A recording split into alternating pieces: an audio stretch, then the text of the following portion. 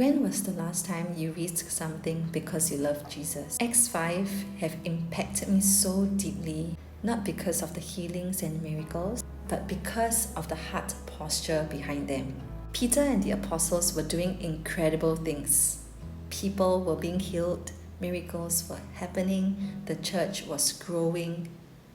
But I don't think they were chasing power. They weren't trying to build their own platform. They only wanted one thing: for the name of Jesus to be known. And I started noticing something. When opposition came, their heart posture became even more obvious.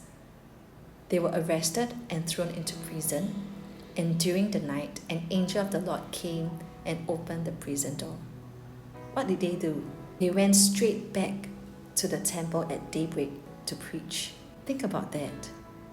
They were arrested. They knew the authorities were looking for them. Their flesh could say, "Hide, protect yourself. You've done enough. Maybe wait until it's safer." But instead, they went to the place where their enemies were and they preached Jesus. That made me stop and ask myself, what would my heart do if following Jesus became uncomfortable? Would I still obey? Would I still love? Would I still take that risk? And then I started to ask myself something even more uncomfortable. Have I actually risked anything in the process of loving someone? Because the apostles didn't just say they loved Jesus, their lives demonstrated it. They were willing to risk their safety, their comfort, their reputation, and even their lives. And I realized I want to love like that, not just with words, but with my life. And then the story gets even more incredible. They were arrested again, they were flogged, they were ordered to stop preaching in the name of Jesus. And their response? They rejoiced. They thanked God that they were considered worthy to suffer disgrace for the name of Jesus. And I thought, how can someone being beaten, rejected, and humiliated still walk away rejoicing? I think it's because they saw something bigger than their circumstances. They could still see God's hand over their lives. They knew that suffering didn't mean that God has abandoned them. Rejection didn't mean that Jesus stopped loving them. And opposition didn't mean that they were outside God's protection. They knew Jesus was still with them, and they knew they were loved by Jesus.